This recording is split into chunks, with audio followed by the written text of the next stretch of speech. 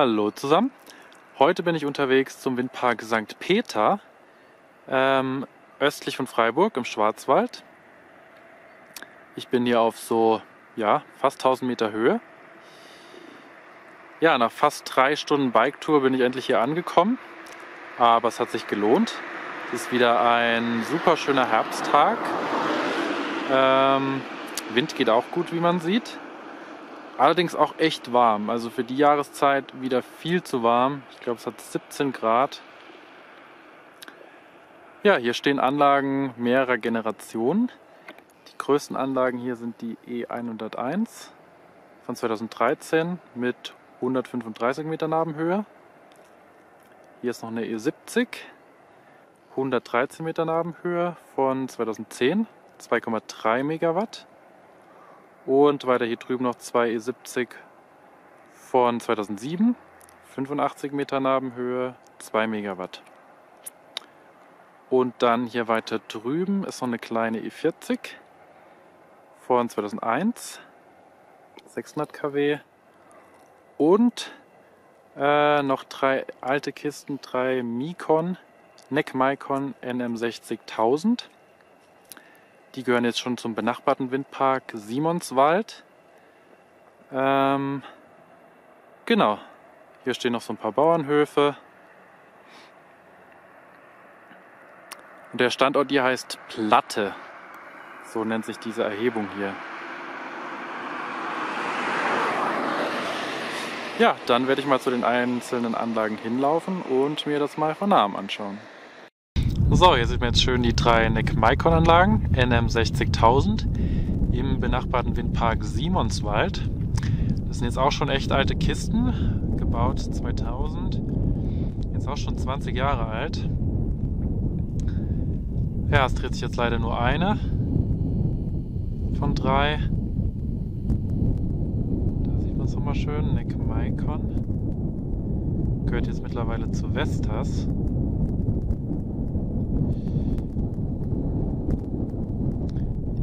Die Flügel aus dem Wind gedreht. Hier hinten stehen auch noch Windräder. Eine E66 und ein paar kleine E40. Ja, die Anlagen hier stehen echt relativ nah zur nächsten Wohnbebauung. Bin ich echt mal gespannt, ob die irgendwann mal repowert werden. Das ist ja immer so das Problem, dass einem da heutzutage so viel Steine in den Weg gelegt werden, um Bestandsanlagen zu repowern. Auch wenn es gerade so eins wäre zum Beispiel. Aber so eine fette EP3 hier wäre schon richtig geil.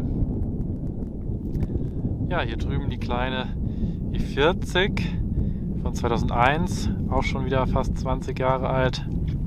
Ja, ich habe gelesen, der Betreiber ist eine Familie, die hier einen Bauernhof hat, den Gschwinghof. Und die haben die Anlage hier 2001 errichtet, quasi als Windkraftpioniere. Und die Anlage versorgt 400 Haushalte mit Strom.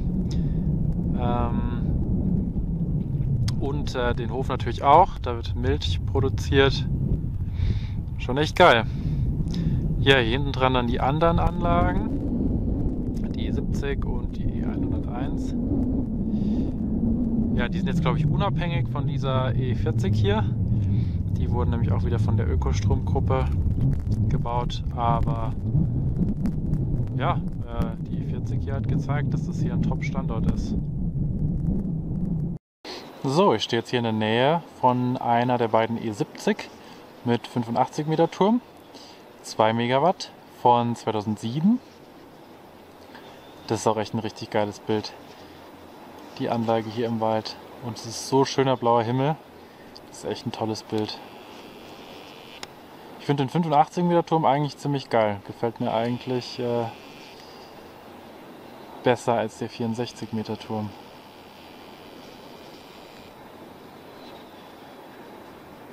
Die gute E70. Und der Turm ist auch echt platzsparend. Also von der eigentlichen Baustelle sieht man eigentlich gar nichts mehr. Das benutze ich immer gerne so als Argument, um Windkraftgegnern den Wind aus den Segeln zu nehmen. Klar, am Anfang, wenn die Anlage neu errichtet wird, mag das ein Eingriff sein, ein großer Eingriff in die Natur, aber nach einiger Zeit sieht man eigentlich gar nichts mehr. Finde ich echt krass. Ja, das ist jetzt ein Stahlturm. Den 85 Meter Turm gibt es ja auch mit als Stahlbeton, also und Beton oben Stahl. Habe ich in der Schweiz schon mal gesehen.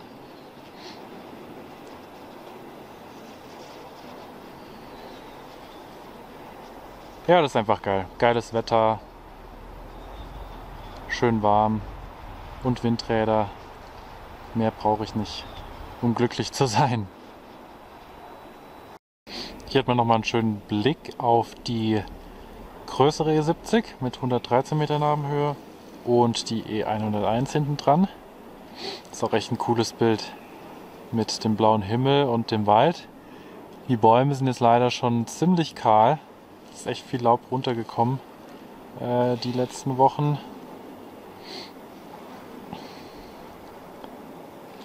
Ja, die E70 hier, die hat auch ein Aluminiummaschinenhaus.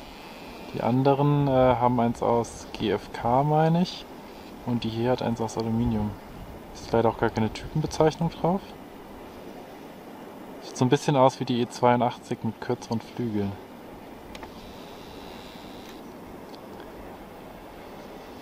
Und dann die E101, die steht ein bisschen höher. Ja, die E101 ist auch einfach eine meiner Lieblingsanlagen. Ich finde die so geil. Sehr schönes Bild. So, jetzt bin ich hier bei den größten Anlagen im Park. Die E101, 135 Meter Nabenhöhe, 3 Megawatt von 2013. Hier ist eine und ich stehe unter der anderen. Die machen auch echt gute Umdrehungen heute, also es geht echt gut Wind. Ach, die E101 ist einfach eine geile Anlage. Das ist echt eine meiner Lieblingsanlagen.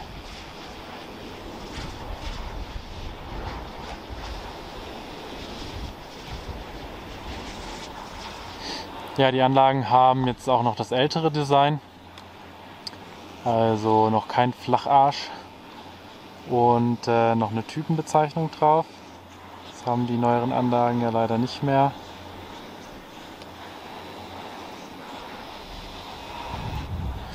Ja, hier ist auch noch mal alles schön aufgeforstet. Sieht man nicht mehr viel von der Baustelle.